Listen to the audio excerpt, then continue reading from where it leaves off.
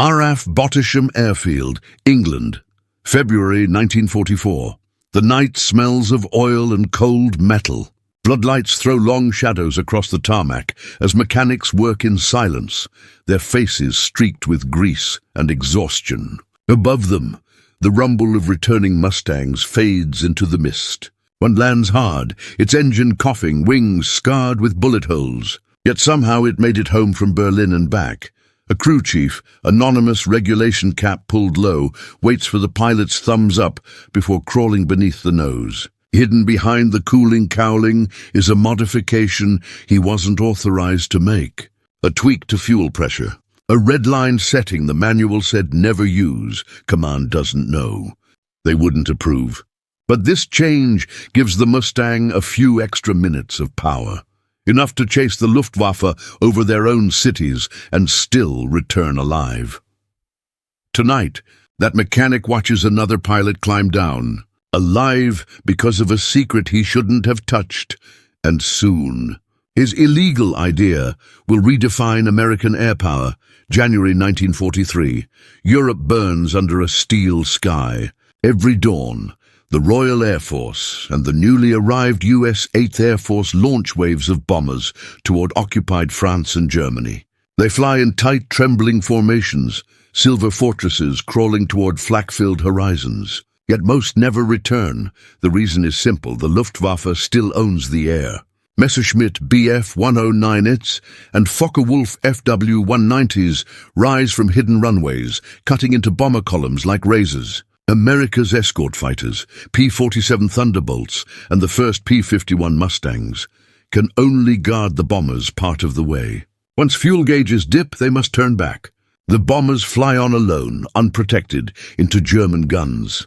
In briefing tents, officers study red-lined maps of missing aircraft. Crews whisper about the Black Forest no-return zone.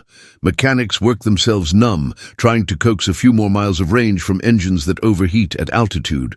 Every additional gallon of fuel means extra weight. Every new modification requires permission from stateside command. And permission takes months. America's industrial power is vast, but its bureaucracy is heavier still. Engineers in California and Detroit send official diagrams stamped with warnings. Do not alter without authorization. On paper, these rules protect safety and uniformity. In practice, they choke the very innovation war demands. At the front lines, the real engineers wear oil-stained coveralls. They sleep beside the machines they repair, welding under freezing rain, patching wings with salvaged aluminum. To them, regulations feel distant, written by men who never see tracer rounds streak across a dawn sky. The North American P-51 Mustang, introduced barely a year earlier, is already showing promise. Sleek, fast, and beautifully balanced, it slices through air with grace. But its Allison engine lacks high-altitude performance. Above 20,000 feet, the realm where German bombers and interceptors fight, the Mustang gasps for power. British pilots complain that it climbs like a stone. American crews try tuning carburetors, replacing filters, even swapping propeller blades. But the fix never holds. Every squadron has its unsung problem solvers, the mechanics who feel the machine rather than read it. One of them, stationed in an English maintenance hangar that smells of cordite and rain, keeps noticing the same flaw. The power curve drops off just when the pilot needs it most. His notebooks fill with scribbles, equations, and adjustments, ratios that would void the aircraft's warranty if such a thing mattered in war. Around him, rumors spread of experimental modifications the British are testing. A new supercharger, a different cooling flow, even the possibility of fitting a Rolls-Royce Merlin engine into the Mustang's slender nose. Official channels hesitate, too expensive, too untested, too unapproved. But on the ground, survival rewrites priorities. Mechanics begin whispering between units, comparing field fixes. Someone advances the ignition timing slightly beyond limits and notices cleaner combustion. Another reduces fuel restriction valves to increase throttle response. Small changes, each technically forbidden, start saving lives. Still, for every plane that returns, another 3 vanish in smoke. Reports pile up, numbers stark and merciless. In war rooms, generals demand longer range, higher ceilings, and better climb rates. In hangars, exhausted crews quietly take matters into their own hands. Among them, one mechanic, his name lost to the tide of history, decides to push the boundary a little further. He knows the manual's margins. He knows what the engine could do if allowed to breathe. And he knows that by the time headquarters approves anything, 1,000 more pilots may die. That realization is where the illegal idea begins, not in rebellion, but in desperation. It starts as a question whispered under the roar of a departing squadron. What if the rules are wrong? And that question will ignite the transformation of America's air war. The war had turned into a race of machines and minds. Every week, the Luftwaffe unveiled another variant, faster, deadlier, tuned for high-altitude interception. On the ground, Allied maintenance crews worked with what they had: oil-stained manuals, spare parts scavenged from wrecks, and sheer intuition. Each base had its own rhythm, the steady hammering of rivets, the hiss of welding torches, the low murmur of men who understood that lives depended on their hands. These weren't scientists in white coats. They were sons of farmers, factory workers, car mechanics who'd traded hometown garages for muddy airfields. Yet they shared the same language: torque, compression, thrust. The orders from Washington were clear: follow procedure, report modifications, await approval. But reality had other plans. Out in England's damp hangars, procedure meant death. When a Mustang's engine coughed mid-climb, it didn't matter whether a form had been signed in Washington. What mattered was whether a mechanic had the courage to twist a screw half a turn past the limit line. The gap between command and ground widened daily. Engineers in the States insisted the Allison engine's supercharger was sufficient. Pilots over Europe disagreed. They called it the ceiling of death. Once they crossed it, the aircraft gasped and the enemy dove. Letters from pilots describing those moments rarely reached the desks of decision-makers. The chain of command filtered everything. What reached the factories were numbers, loss rates, fuel consumption, maintenance hours, not the human heartbeat behind each flight. But war has a way of eroding hierarchy. In one corner of an English airfield, a few mechanics began comparing field reports with their own engine readings. The data didn't match official expectations. The power drop occurred earlier than factory tests suggested. The culprit: restricted airflow through the carburetor system and conservative fuel pressure limits, both designed for reliability rather than combat aggression. Tight tolerances meant safety in peacetime, but in war, they meant defeat. That realization spread quietly through the ground crews. Some called it heresy, others called it survival. Adjusting the manifold pressure beyond the red line was strictly prohibited. Yet the men who dared saw immediate difference. Climb rates improved, engine knock reduced, pilots returned grinning instead of ghost pale. Still, it was dangerous work. A single overboost could melt a piston or shear a connecting rod. Mechanics learned balance by feel, not formula. They listened to the hum of the engine like musicians to a chord, tuning it until it sang just right. Word of these small victories began to reach squadron leaders. Some turned a blind eye. Results mattered more than regulations. Others demanded inspections, fearing court-martials if command ever discovered the unauthorized changes. But the truth couldn't stay hidden for long. Every flight log told the same story. The modified Mustangs lasted longer, flew higher, and outclimbed their German counterparts. Meanwhile, across the Atlantic, a new possibility was taking shape. British engineers working with Rolls-Royce had successfully fitted the Merlin engine, the same heart that powered the Spitfire, into a Mustang airframe. The combination was revolutionary. Higher altitude performance, extended range, and a brutal new edge in combat maneuverability. Yet even this breakthrough faced resistance. Redesigning engine mounts, recalibrating cooling systems, adjusting cowlings, it all took time. Official channels hesitated to risk mass retrofitting during an ongoing war. But for those already bending rules in field hangars, hesitation felt like betrayal. It was around this time that the nameless mechanic's illegal adjustment, a blend of intuition, desperation, and mechanical genius, quietly aligned with the larger engineering evolution. What began as unauthorized field improvisation foreshadowed what the Merlin conversion would soon achieve on an industrial scale. By the time command caught up, the front lines had already changed the rules. The culture of fear, of manuals and penalties, gave way to a new kind of defiance, innovation under fire. Out of that defiance, a legend was about to be born. A fighter that would cross the Channel, escort bombers deep into the Reich, and come back with fuel to spare.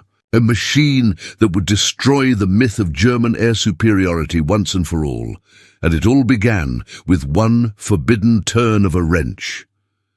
War is never won by machines alone. It's won by the minds that dare to question them. The nameless mechanic's unauthorized adjustment, a subtle manipulation of pressure and airflow, may seem small in technical terms, but in the language of aviation, it was seismic.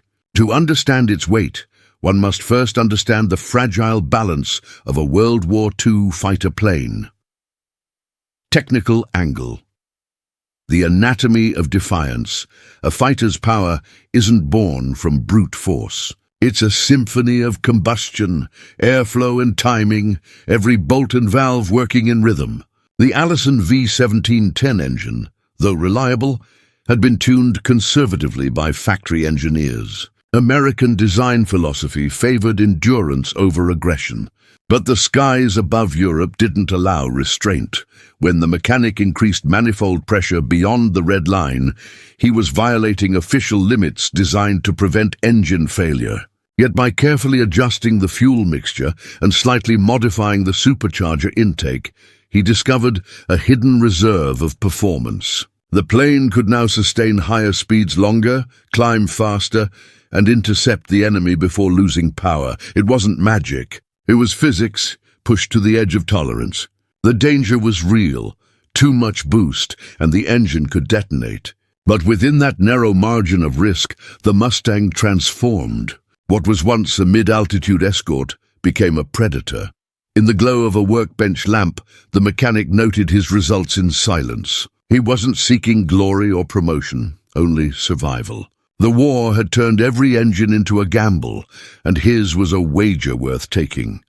Human angle, the men who trusted the machine to the pilots, their planes were extensions of their own nerves. They felt every tremor, every surge, and when their engines suddenly responded with sharper bite, they knew something had changed. One airman recalled after the war, "It was like the Mustang finally woke up." They didn't ask questions, not too many. In wartime, curiosity could be dangerous. Some suspected modifications, others simply thanked their mechanics in quiet gestures. A shared cigarette, a nod, a muttered "good work" before climbing into the cockpit again. For these men, trust was everything. The line between life and death ran through the hands of the men in overalls, not the men in offices. The mechanic's unauthorized tweak was more than technical rebellion. It was a pact of faith between ground and sky. Each flight tested that bond. Each mission stretched it further. And every time a pilot returned from a sortie with his engine intact and his guns empty, that faith deepened. They began calling those planes Hot Mustangs. Unofficially, quietly. No forms, no signatures, no explanations. Just performance that couldn't be denied. Emotional undercurrent, fear, pride, and silence, yet beneath the triumph lingered fear. The mechanic knew discovery meant punishment. Army Air Force's regulations were clear. Unauthorized mechanical changes constituted a violation of wartime directives, punishable by demotion or discharge. But how could he confess that breaking rules was saving lives? In the letter never sent, found decades later among squadron archives, one unnamed crew chief wrote, "If they knew what we did out here, they'd court-martial us. But the truth is, if we didn't, half these boys wouldn't come back." Those words capture the paradox of wartime innovation. Invention born in defiance. It wasn't about ambition. It was about responsibility. Every time the air raid sirens wailed and the bombers lined up on the runway, that mechanic's conscience whispered louder than the manuals. And then came the results. Combat reports started changing. Kill ratios improved. Return rates stabilized. Command noticed, though they didn't yet understand why. Pilots from other units began requesting transfers to the bases where the better Mustangs were stationed. No one in Washington could explain the discrepancy. By late 1943, whispers turned into patterns. Something was happening in the field. Something command hadn't authorized but couldn't ignore. That's when higher officers started visiting. Clipboard inspections, photo documentation, questioning maintenance logs. Mechanics played innocent, reverting pressure valves and wiping off evidence. But even those with authority could sense it. These planes felt different. They roared with a sharper tone, climbed with defiant power. Behind closed hangar doors, innovation had outpaced the rulebook. The U.S. Army Air Forces had always prided itself on discipline. But here, in the cold mud of English airfields, survival demanded heresy, and that heresy was spreading. The seeds of change had been planted, in one mechanic's courage and across countless silent workbenches. But the transformation was far from complete. Soon, those whispers of mechanical defiance would collide with official engineering breakthroughs, and together, they would forge a weapon the world had never seen. Tactical angle. The shift in air superiority by early 1944. The tide in the air war was starting to turn, not because of new factories or better fuel, but because of the field ingenuity that had rewritten the limits of flight. The modified Mustangs, whether through sanctioned Merlin upgrades or secret pressure adjustments, began to outclimb the German interceptors. For the first time, American escorts could accompany bombers all the way to Berlin. To German pilots, the change was almost supernatural. Their FW-190s and Bf-109s, once kings of the sky, suddenly found themselves hunted at their own altitudes. The Mustang's longer range and newfound aggression crushed Luftwaffe interception tactics that had dominated since 1940. Reports from the 357th Fighter Group show the moment clearly. By March 1944, bomber loss rates dropped sharply, while Luftwaffe kill counts plummeted. The change wasn't gradual, it was violent. The enemy's confidence cracked as P-51s swarmed across Europe like steel falcons, chasing them beyond safe limits. Each victory traced back indirectly to those rule-breaking mechanics who had pushed performance boundaries before command even realized it was possible. Their unauthorized instincts had anticipated what the official design bureaus would only later codify, that the Mustang could be deadlier, faster, freer, if only someone dared to let it be. War rewards results, not obedience, and the battlefield had just proven the mechanic right. Leadership angle. The confrontation between order and chaos. When news of the Mustang's sudden leap reached higher command, the reactions were divided. Some officers hailed it as proof of American engineering genius. Others demanded investigations into unauthorized field changes. The Air Materiel Command in Dayton, Ohio, dispatched inspectors to British bases to ensure regulation maintenance procedures were being followed. They found nothing, officially. The mechanics had already cleaned up, removed unauthorized fittings, restored stock settings. But the results couldn't be hidden. Mission logs told the story. Higher altitudes reached, better acceleration, fewer losses. It was only a matter of time before the unofficial merged with the official. Enter North American Aviation and Rolls-Royce. Engineers who collaborated on the P-51B, the version fitted with the Merlin engine. On paper, this was a legitimate evolution of design. In spirit, it was the formal recognition of everything the field mechanics had already proven true. When the P-51B finally rolled out, capable of escorting bombers from England to Berlin and back, even the skeptics in Washington had to concede, this machine would win the war. But few would ever know that its genesis lay not just in drawing boards or corporate partnerships, but in one forgotten hangar where a mechanic had broken the rules first. The leadership dilemma was profound. In war, discipline keeps armies together, but disobedience sometimes saves them. Generals wrote doctrines about command hierarchy. History wrote stories about those who quietly defied it. As the modified Mustangs roared into the European sky, a quiet shift occurred within the U.S. Air Forces themselves. The frontline innovators, mechanics, crew chiefs, pilots, became silent heroes. Their defiance was never officially sanctioned, yet unofficially celebrated in every successful sortie. The line between illegal and necessary blurred until it vanished. Moral angle: the price of breaking rules. For the men involved, the victory carried an invisible weight. Yes, their innovation had saved countless lives. Yes, it had tilted the balance of air power in favor of the Allies. But beneath that triumph was a lingering unease, a moral question that soldiers rarely have time to ask. Is it right to disobey when lives depend on it? In the months that followed, as the Allied air campaign intensified, a few mechanics quietly confessed to their superiors. Some were reprimanded, most were ignored. The war machine moved too fast for court-martials. Success made everything permissible. But decades later, in veterans' reunions and memoir interviews, that tension resurfaced. Old men, long retired, would recount how they had tuned a little beyond the book. They'd smile, but behind that pride lived an old fear that their defiance might have ended differently had their gamble failed. History often forgets the moral complexity of victory. It remembers the shining aircraft, not the trembling hands that risked careers to make them fly. Yet buried beneath every triumph is a quiet act of rebellion that no historian's chart can measure. The Mustang's story is not just one of engineering evolution, it's the story of courage, the kind that happens in silence, under floodlights, in hangars that smell of burnt oil and sweat. It's the courage to trust instinct when orders forbid it, and in 1944, that courage was paying off.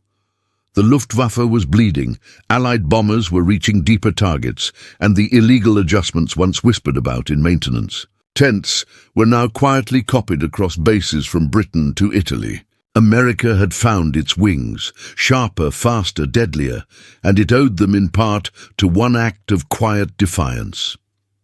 By the spring of 1944, the Mustang was no longer an experiment. It was a symbol. But behind the symbol lay the moment every war eventually reaches: the clash between ingenuity and authority. That clash would soon erupt into a decisive turning point, one mission, one battle, where the mechanic's forbidden change would prove itself beyond all doubt. March 6, 1944, the first Berlin raid. For months, the U.S. 8th Air Force had dreamed of this day, to strike directly at the heart of Nazi Germany. Nearly 700 bombers lifted off from English fields that morning, their silver wings glinting beneath a weak sun. They were escorted by a new formation of fighters, the P-51 Mustang, pilots strapped in, knowing this was different. Their aircraft bore the sleek nose of the Merlin engine, its low growl turning into a scream when throttled open. But hidden beneath that design, in countless field-tuned variants, were fingerprints of those same unauthorized ideas. Manifold tweaks, pressure calibrations, cooling adjustments, the invisible hand of frontline mechanics. As the formation crossed the North Sea, radio chatter crackled with tension. Little friends, the bomber crew's name for their fighter escorts, had never been able to stay this far before. Now, hour after hour, they stayed beside the bombers, their drop tanks feeding the new engines with lifeblood. At 24,000 feet near the outskirts of Berlin, the Luftwaffe rose to meet them. Over 100 German fighters, FW-190s and Me-109s, cut through the clouds in tight formation. In previous months, this was where escorts turned back. The bombers would be left alone to face slaughter. But today, the Mustangs did not turn. They kept climbing. Major Donald Blakesley of the 4th Fighter Group gave the order, "Stick with them, we're going all the way." Below, the bombers formed up for the final approach, engines droning like a distant storm. Above them, the Mustangs peeled into combat. The sky erupted. American pilots dove with sun behind them, engines roaring with the power of that illegal edge. Higher boost, more throttle, cleaner fuel feed. The Luftwaffe, caught off guard, met an enemy that could match their climb, outroll their dives, and sustain pursuit at altitudes they once believed unreachable. Captain Clarence "Bud" Anderson described the sensation in his post-war memoirs. The Mustang just didn't quit. You could feel her wanting more, like she had something extra the others didn't. That something extra wasn't just the Merlin engine. It was the cumulative legacy of every mechanic who dared to adjust, test, and risk the forbidden. For 30 brutal minutes, the sky above Berlin turned into chaos. Contrails tangled like smoke serpents, tracer fires stitched the clouds. P-51s slashed through the German formation, diving, climbing, rolling, breaking the old rhythm of the air war. The Luftwaffe's radio calls turned frantic. "Achtung! Neue Mustangs! Sie steigen weiter!" They're still climbing. By noon, the bombers had released their payloads over Berlin's industrial districts. For the first time, an American raid had reached the city's heart and returned with escort all the way home. Out of 69 German fighters engaged, 35 were destroyed. The 8th Air Force lost only 11 bombers, a fraction of what earlier missions had suffered. On the ground, debriefings felt surreal. Pilots spoke of confidence, not survival. Commanders studied engine logs, fuel readings, and combat performance.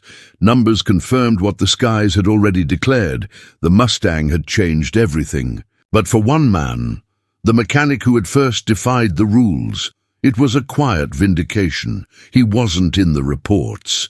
His name wasn't written in any mission log. But his hands, somewhere on that airfield, had shaped the metal that flew over Berlin. That day, the American air war entered a new era.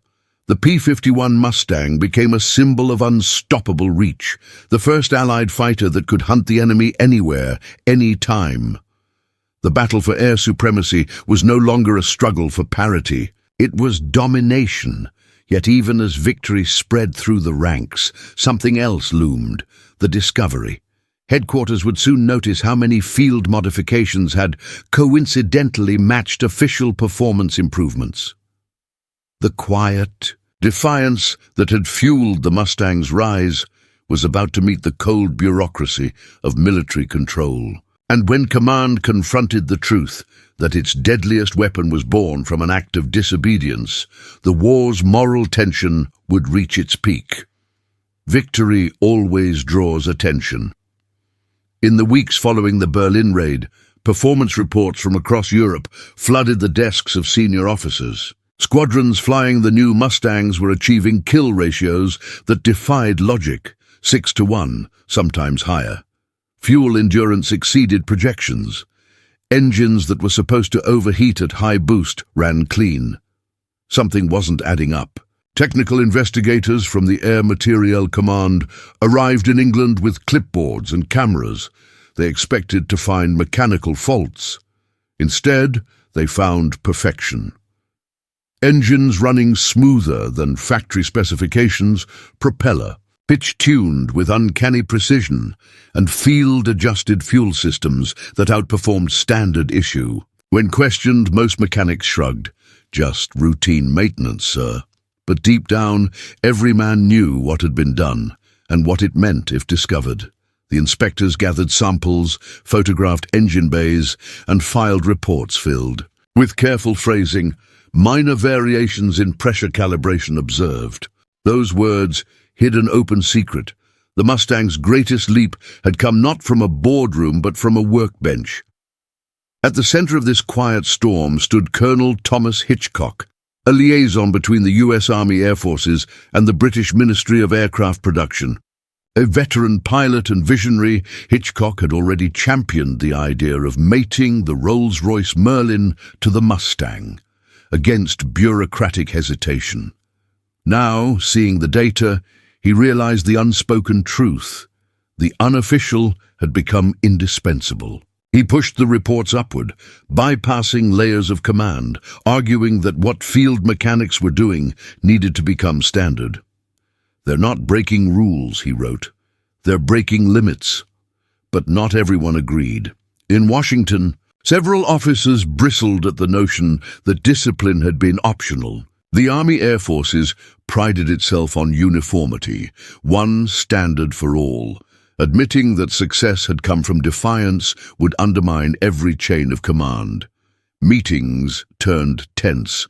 Some wanted disciplinary action for unauthorized modifications. Others urged silence. Why punish the very people who had delivered victory? The decision, as always in wartime, came down to necessity.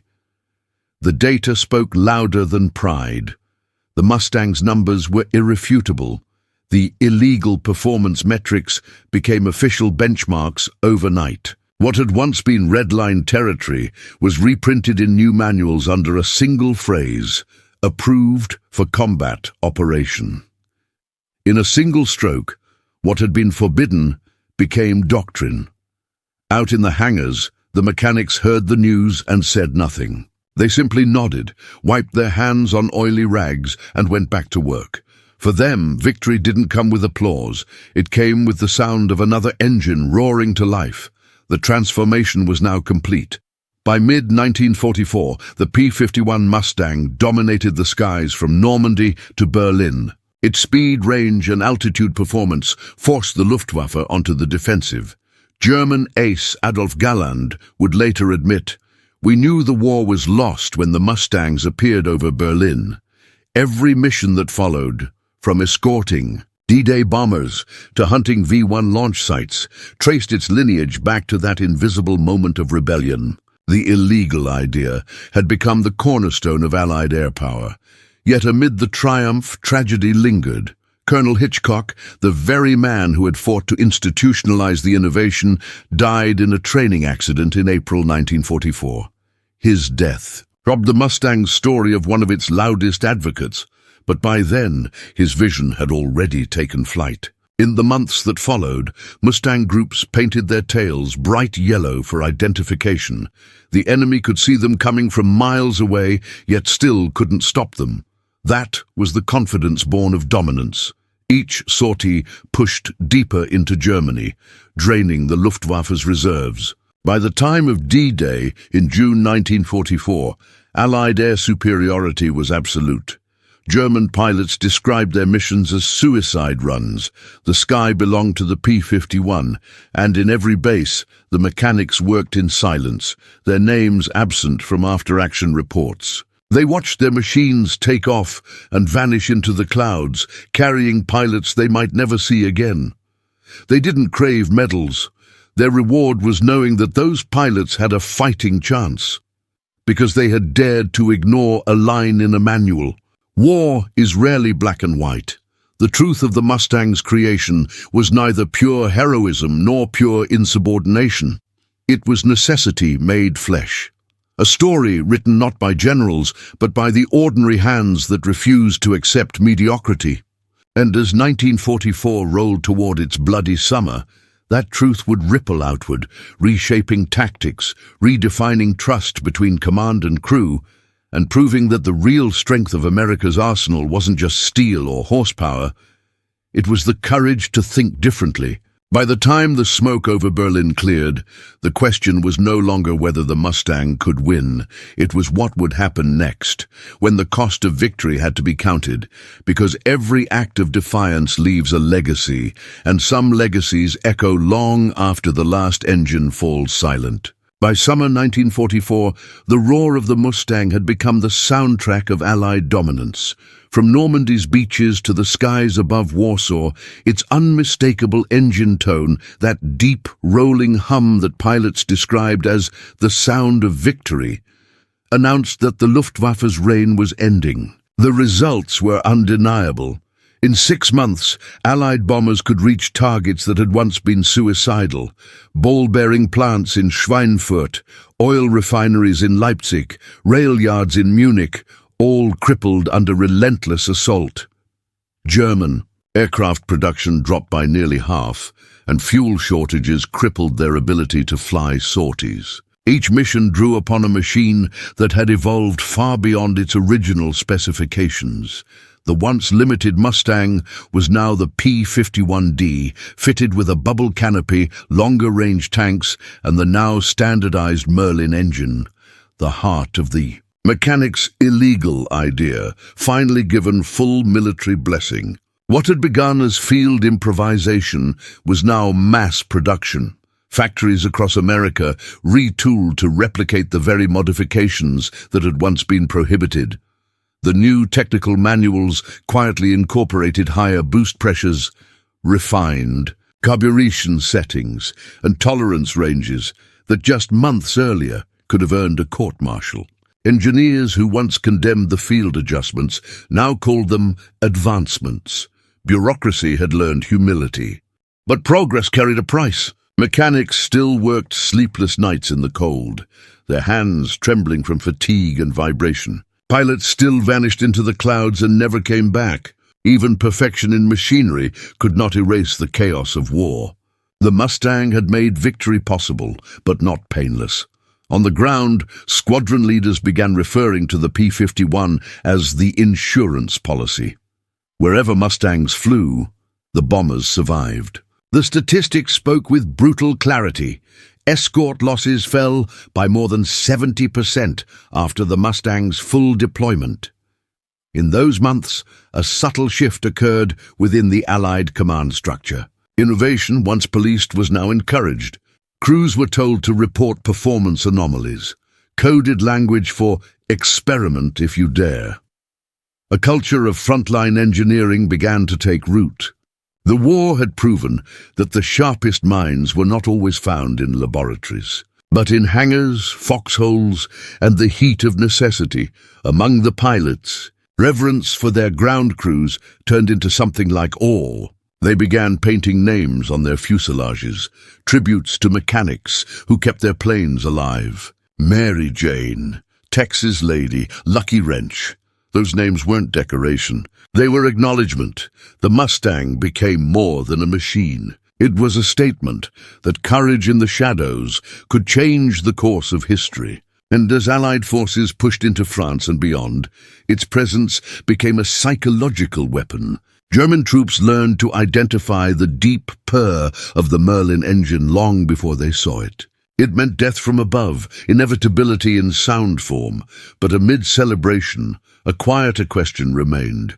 Who would remember the ones who made it possible? No one ever found the name of the first mechanic who altered that pressure valve or tweaked that intake ratio. His identity dissolved into the collective memory of the war effort, one faceless soldier among millions. Yet his act lived on in every plane that left the runway. The machine had changed the war, but the man had changed the machine.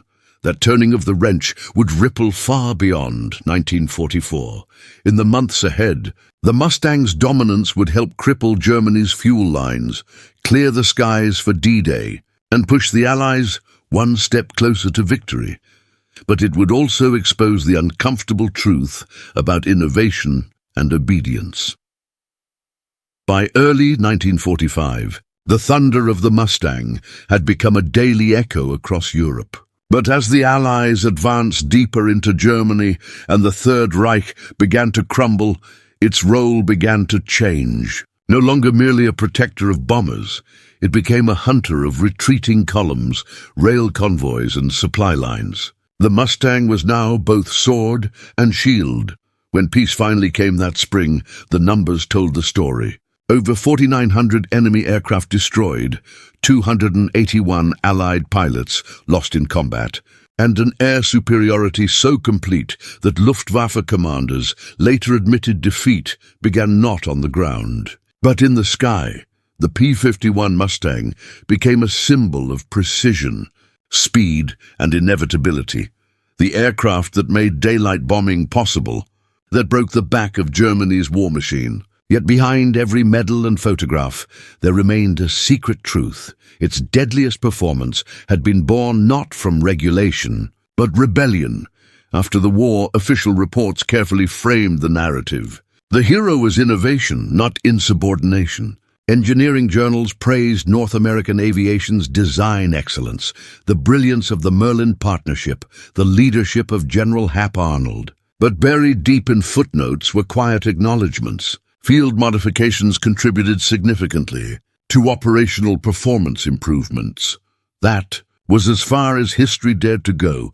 The Mechanics of Defiance became an uncredited foundation, his fingerprints hidden in the rivets of history. Yet his philosophy endured. When the U.S. Air Force became an independent branch in 1947, many of its founding doctrines reflected what the war had revealed, that adaptability in the field was not weakness, it was strength. Manuals began to include flexibility provisions, allowing commanders and engineers to modify procedures based on combat feedback.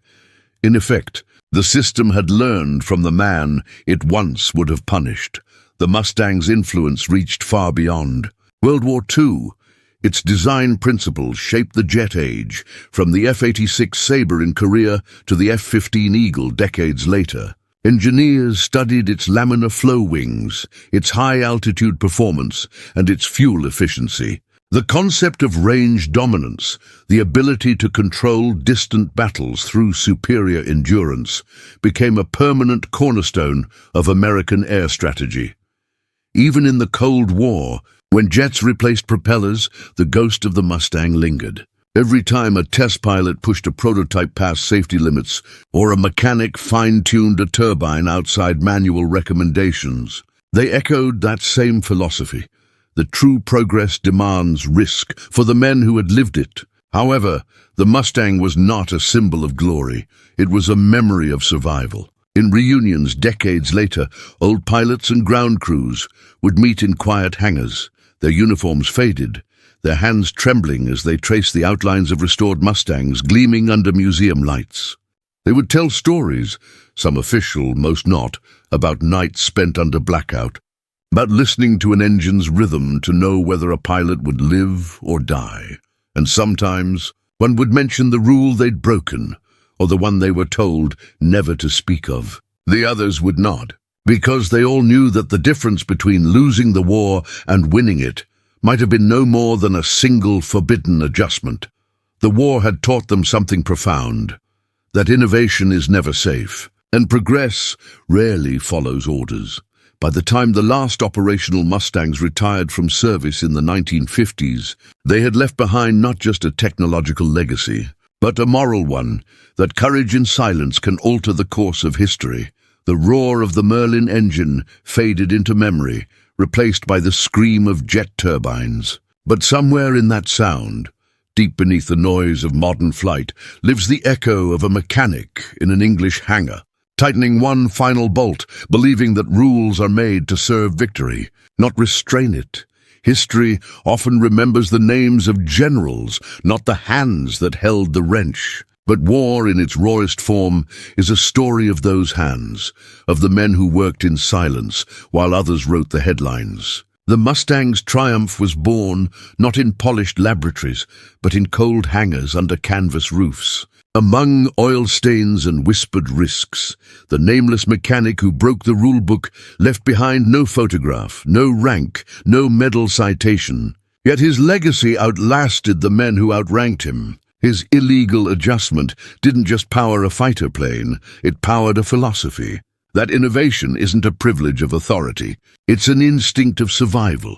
Every turn of that forbidden wrench carried a question that echoes beyond the war. When does obedience serve duty, and when does it betray it? For those who fought beneath the roar of the P-51, that question was answered in the sky. Discipline built the machine. Defiance made it legendary. The two forces, order and courage, met at that precise point where a mechanic trusted his intuition more than his orders, and in doing so, changed the future of warfare. The Mustang became America's deadliest fighter, not simply because it was fast or efficient, but because it embodied the human will to improve, to push, to refuse the limits of what is approved. It turned defiance into doctrine, and when the war finally ended and the skies grew quiet again, what remained was more than an aircraft. It was a lesson written in steel and smoke that victory is never the child of comfort. It is born of those who risk the impossible, so others may return home. Somewhere, in the eternal hum of a distant propeller, that truth still lingers, the sound of courage disguised as disobedience.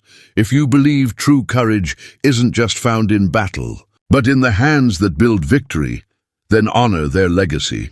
Hit subscribe, join our growing history community, and never miss the forgotten stories that shaped our world.